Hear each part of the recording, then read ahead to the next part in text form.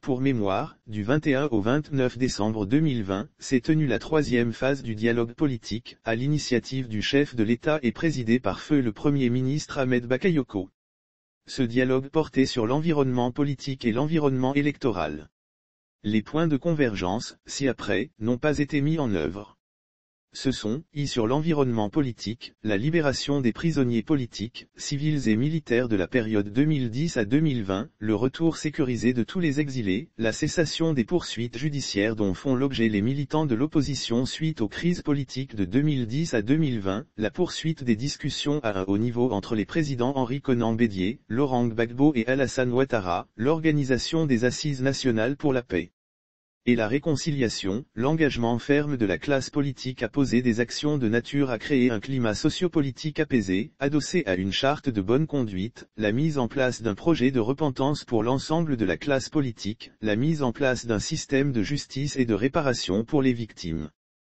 2. Sur l'environnement électoral, l'amélioration du découpage électoral en préservant les acquis, l'audit de la liste électorale, à l'instar de ce qui s'est fait au Burkina Faso et en Guinée, en plus de ces points de convergence non mis en œuvre, les points suivants peuvent être abordés,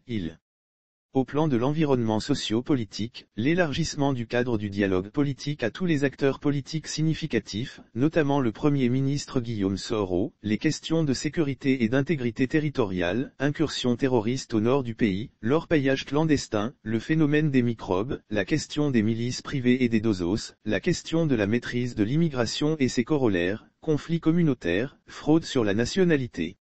ivoirienne, la pression sur le foncier rural, la question des libertés publiques, liberté de manifestation pacifique, liberté d'expression et d'opinion, l'indépendance de la justice, la question du mode de révision de la Constitution, adoption par référendum, exclusivement, les entraves au libre fonctionnement des partis politiques, le non-paiement de la subvention de l'État depuis 2 ans, la pression exercée sur les cadres des partis de l'opposition pour les obliger à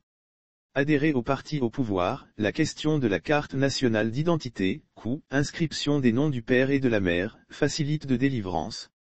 4. Au plan de l'environnement des élections, la mise en place d'un organe électoral indépendant et impartial, selon les normes internationales, l'instauration d'un système d'inscription sur la liste électorale de façon permanente, la question de la sécurisation des opérations électorales pour garantir leur sincérité, violence électorale, destruction d'urnes et intimidation des électeurs, fait à Daoukro, le 4 août 2021. Henri Konan Bédié, président du PDC-IRDA, ancien président de